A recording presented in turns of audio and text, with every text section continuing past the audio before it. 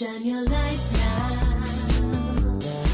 This time it's got to be good. You get it right now, yeah. 'Cause you're in Hollywood. 'Cause you're in Hollywood. Hollywood. Hollywood. What's going on, guys? On this episode of On the Set, I'm taking a look at Spider-Man Brand New Day, the newest Spidey film in the MCU, and the longest one. So, let's get into it. The film starts off 4 years after the events of No Way Home, with Peter Parker solely focusing on being Spider-Man. We see a montage of him facing off against classic villains like Tombstone, Boomerang, Ramrod, Tarantula, the Hand Ninja Clan, and even Matt Gargan, who returned from the first film now as Scorpion. Even though we never really get an origin story for the Scorpion suit. Anyway, we see that Spider-Man is now working alongside a police detective named DeWolf to help catch various criminals in town. At one point, a rogue tank comes barreling through the city headed right for the Department of Damage Control. Spider-Man tries to stop it. He even has help from the Punisher. But the tank ends up crashing into the building. All of a sudden, the person driving the tank turns out to be some helpless person under mind control, with whoever's responsible jumping from body to body as Spider-Man tries to make sense of the whole thing.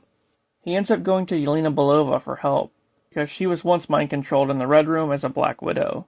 Yelena tells him that someone has repeatedly been trying to attack the DODC and is after something that's in there. This leads Spider-Man to speak with the head of the DODC, Metzger, who forms an alliance with Spider-Man to find this new telepath.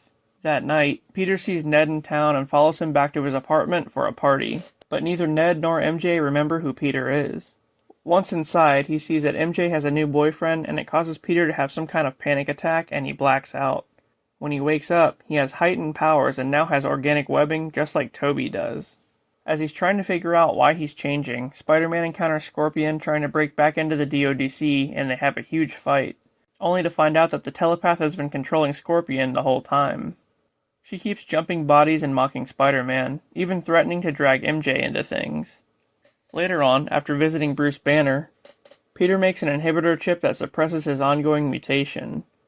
But the chip keeps overheating constantly. As to be expected, the telepath lures Spider-Man in by mind-controlling MJ. There's a really sweet moment where MJ actually remembers him and they kiss, but it's just the telepath using him. Fearing that she's too powerful, Peter takes MJ to the Punisher's hideout for protection. Here, we learn that the telepath is Jean Grey. Yep, that Jean Grey. Soon after, there's another attack on the DODC, with Jean appearing in person this time. She tries to break into a vault there, and Spider-Man and the Punisher team up to stop her. But their efforts are thwarted by the Hulk. Jean goes into Banner's mind and makes him turn back into the old-school Savage Hulk from the original films. After a huge battle, Spider-Man puts an inhibitor chip on Jean, and the DODC are able to capture her. She then mentions to Spider-Man the name Sarah, but when he brings it up to Metzger, he just dismisses it as nothing. Upon returning to Punisher's hideout, MJ tells Peter that she read the letter that he wrote her way back at the end of No Way Home. She knows that he loves her, but she doesn't feel the same because she doesn't know him. Despite all that, she takes him back to her apartment where he hangs out with her and Ned for the night. Ned is the biggest Spider-Man fan but still has no idea who he is. After talking to MJ about being mind-controlled, Peter figures out that Metzger actually lied to him about everything. Sarah turns out to be Jean's sister, another telepath that the DODC captured and experimented on.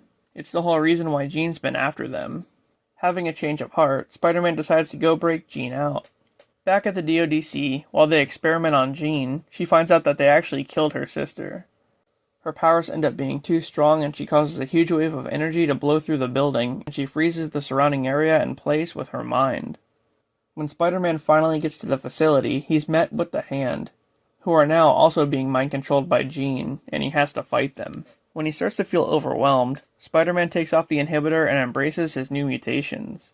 After defeating the clan, he walks in to see Jean about to kill Metzger. But Jean goes into Peter's mind and finds an old memory of Aunt May embracing Peter, which makes Jean change her ways. Just then, the Punisher tries to snipe Jean from afar, but Spider-Man jumps in front of the bullet and nearly dies. When he wakes up, he's in the hospital and the Punisher is right at his side. There's a funny scene where Peter leaves and goes through a crowd of supporters, but everyone's too distracted by Spider-Man still waving in a hospital window, who turns out to be the Punisher wearing his mask. After that, Jean leaves the city and Metzger goes on the run. Sometime later, Peter sees Ned in a store and greets him. All Ned knows about Spider-Man at this point is that his real name is Peter.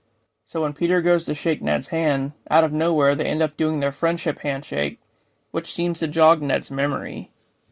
We then get a post-credit scene of the Spidey Tracker app that Ned created picking up a signal of another Spider-Man somewhere out in space. The end.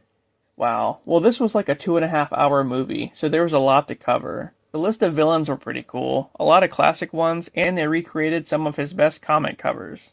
I really thought Scorpion was going to be the main villain, but Jean Grey? Who saw that coming? I mean, I don't hate it, but I feel like it could have been a little bit better. This was just an excuse to introduce another mutant into the MCU. Yelena's cameo was pretty funny though, and it seems like Ned and MJ will eventually end up back with Peter before long. I like how he started mutating and getting his own web like Toby. It seems like his character's coming full circle now. I know for a minute we all thought he was going to turn into Man-Spider. As far as Jean goes, she was actually in the right for hunting down the DODC. I mean, she went about things the wrong way, but really they're the true bad guy of the movie. My speculation is the DODC will evolve into some kind of corporation that hates mutants and they'll pop back up during the mutant saga. But yes, overall it was a good movie. Spider-Man Brand New Day. Thanks for watching guys, and I'll see you later.